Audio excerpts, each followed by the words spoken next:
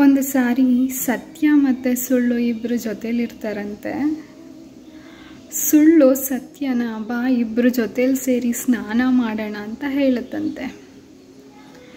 ಸತ್ಯ ಇಲ್ಲಿ ಏನೋ ಎಡವಟ್ಟು ಹೊಡಿತಿದೆಯಲ್ಲ ಅಂತ ಯೋಚನೆ ಮಾಡಿಬಿಟ್ಟು ಇಲ್ಲ ನಾನು ಬರೋದಿಲ್ಲ ಅಂತ ಹೇಳುತ್ತಂತೆ.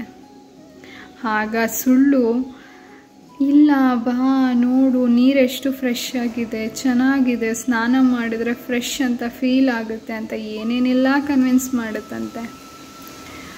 ಸತ್ಯ ಹೌದಾ ನಡಿ ನೋಡೋಣ ಅಂತೇಳ್ಬಿಟ್ಟು ನೀರನ್ನ ಮುಟ್ಟಿ ನೋಡಿ ಹೌದು ನೀರು ತುಂಬ ಚೆನ್ನಾಗಿದೆ ಬಾ ಸ್ನಾನ ಮಾಡೋಣ ಅಂತ ಒಪ್ಕೊಳ್ಳುತ್ತಂತೆ. ಸರಿ ಅಂತ ಇಬ್ಬರು ಸ್ನಾನ ಮಾಡ್ತಾ ಇರ್ತಾರಂತೆ. ಸತ್ಯ ಮುಖಕ್ಕೆ ಸೋಪ್ ಹಾಕಿ ಉಜ್ಕೊಳ್ಳೋ ಟೈಮಲ್ಲಿ ಸುಳ್ಳು ಸತ್ಯದ ಬಟ್ಟೆನ ಧರಿಸ್ಕೊಂಡು ಈಚೆ ಬಂದು ಸತ್ಯನ ಲಾಕ್ ಮಾಡಿಬಿಡುತ್ತಂತೆ. ಸತ್ಯನ ಲಾಕ್ ಮಾಡಿ ಸತ್ಯದ ಬಟ್ಟೆ ಧರಿಸಿರೋ ಸುಳ್ಳು ಸಮಾಜದೊಳಗೆ ಎಂಟ್ರಿ ಆಗಿಬಿಡುತ್ತಂತೆ.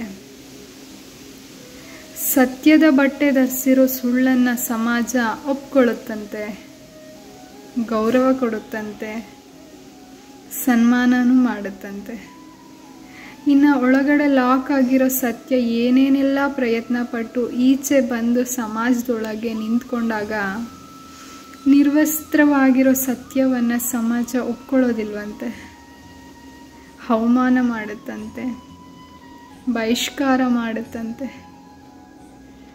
ಅವಮಾನಗೊಂಡ ಸತ್ಯ ಮತ್ತೆ ಬಾತ್ರೂಮ್ ಒಳಗಡೆ ಹೋಗಿ ತಾನೇ ಲಾಕ್ ಮಾಡ್ಕೊಬಿಡುತ್ತಂತೆ.